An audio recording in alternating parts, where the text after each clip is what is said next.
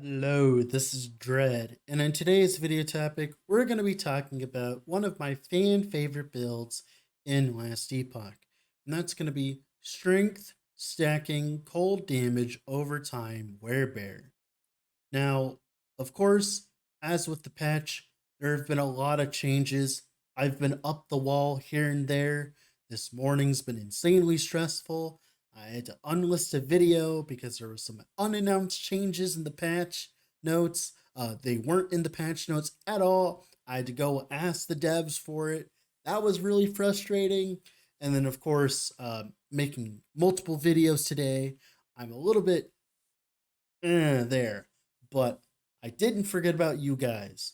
A lot of people were asking me about Cold DoT Werebear and is it startable for next patch? And that is a big fat yes. It is going to be very strong next patch. It has been buffed significantly. And we're going to go into those buffs. The first buff is, of course, Throne of Ambition.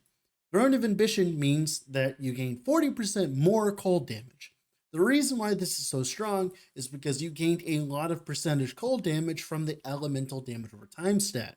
So that 200% increased cold damage that you got from Throne wasn't really that all worth in comparison. So that means that now it's actually a stat that matters. So you get 40% more cold damage over time. Now, of course, as well, Swipe got buffed. Wait, how are we running Swipe? Well, that is because we are going to be running Tears of the Forest. That is because Gardens of Rage got nerfed. Gardens of Rage got nerfed to the point where it's usable still, but you definitely want to ditch it because you can eventually run, of course, Tears of the Forest, which means you can unspec out of Spriggan form and then you can spec into Swipe. The reason why is because Swipe has a global 35% more damage modifier inside of it. So as you're swiping the enemy, creating maelstroms, and hitting a boss, you will get a lot of more damage on top of that. So not only do you have the Throne buff, you have Swipe as well. All of that combined means that you're going to be a very happy boy. It's going to be wonderful. You can also get increased area now on prefixes as well. There's a lot of different changes, and as well, the meta for Cold DoT Werebear has advanced a little bit, so I can give you guys a little bit more advanced tips. Now, if you aren't aware of the build already, I'm going to be linking down below the written guide that I made for the build that goes into it in detail, that has more gameplay and stuff like that of the build, so you guys can understand the build more if you're completely new to the build, obviously, right? But if you're an old player, you want to update your Cold DoT Werebear, we're going to do that right now. So we're going to hop into the planner here. So give me like 1 second here. All right, first things off, I would heavily suggest leaving a like on the video and subscribing to the channel, as this is a lot of effort to put out stuff like this, as I don't really get paid much for this. This is more of a passion of love. So all the love down below is appreciated. Now, of course, this is the original guide. I will be updating this once the planner actually updates, which will be after 0.9's launch date, which is why I have to make this video to show you guys what to do beforehand. Now, the first update we're going to talk about is leveling. Now, before, I had a different leveling setup where you were leveling as Maelstrom right here. This will be linked down below as well. But there is a new kind of leveling system. That is with, of course, Thorn Totem. Thorn Totem was insanely buffed. First things off, its targeting against enemies in general is a lot better than what it was before. So it's actually going to hit things.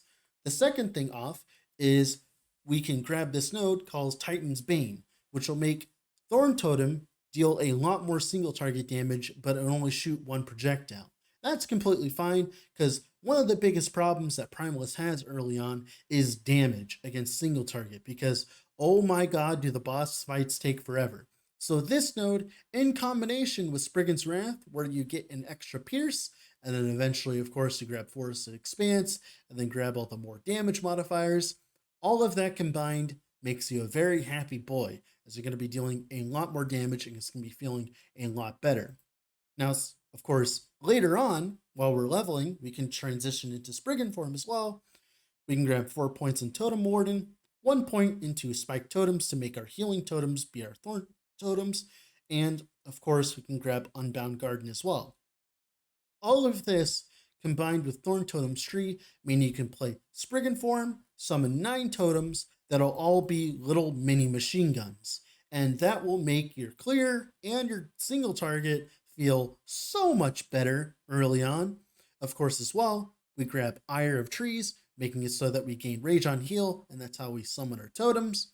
And then eventually we move into Entangling Root stuff, which is for later. Mainly, we just get adaptive damage, and then of course we get a lot of attack and cast speed for our totems.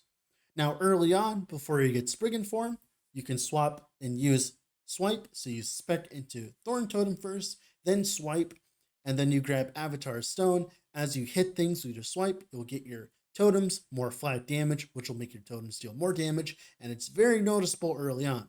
And then eventually, when of course you get Spriggan form, you can swap into Spriggan form, and that should be good. The leveling should be great. I'll be leaving this down below. Remember, this is experimental. It might not be perfect. There might be some kinks you have to work out, and that's just simply just how this patch is. Now, this is the first planner. I did not fully fill out the planner. That's because I trust you, the viewer, to be able to do that with your own knowledge of the build, as you've probably played it before. But mainly, this is like the generic outlook of what I'd want and what I'd want to look for.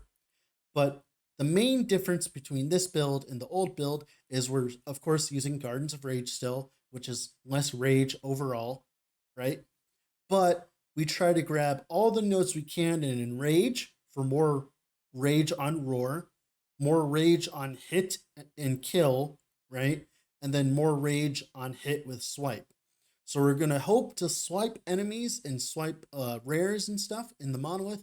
And all of this combined with the Entangling Roots plus the Gardens of Rage, all of this combined should mean you should have enough rage. If you don't have enough rage, I don't know. I think this should be enough rage. There's no reason why this shouldn't be enough rage. You might get kicked out sometimes here or there out of Werebear form, but most of the time, this should be enough rage. I can't really test it because we don't have the new Gardens of Rage, so I can't really test it. All I know is this felt pretty good when I was playing Meteor Werebear, and it felt fine, right? When you have the ranged ones, because they'll shoot enemies and stuff like that. So overall, this should be great. Everything else is kind of the same. We have some mana efficiency here on Maelstrom, so that, of course, it costs less because we're spending rage, right? So that's all good and dandy. Now let's talk about the new version. That is the Tears of the Forest version. Now we're going to grab a Tears of the Forest eventually. It has a very low item level, very low LP level. So you'll be able to get a 2 LP one pretty easy, get a bunch of free mana, a bunch of movement speed, and you get rage per second per summon divine. This is the old Gardens of Rage with a little bit of a nerf, which is fine. And all of that combined is great because we can dump Spriggan form completely, as we don't need Spriggan form anymore because we're just using it for Gardens of Rage. And we can go swipe, which then of course gives 7 stacks of Aspect of the Panther, which is of course 35% more damage. And we also get a free 14% coal off the bat as well, which is really cool. So that's the only difference. That's it.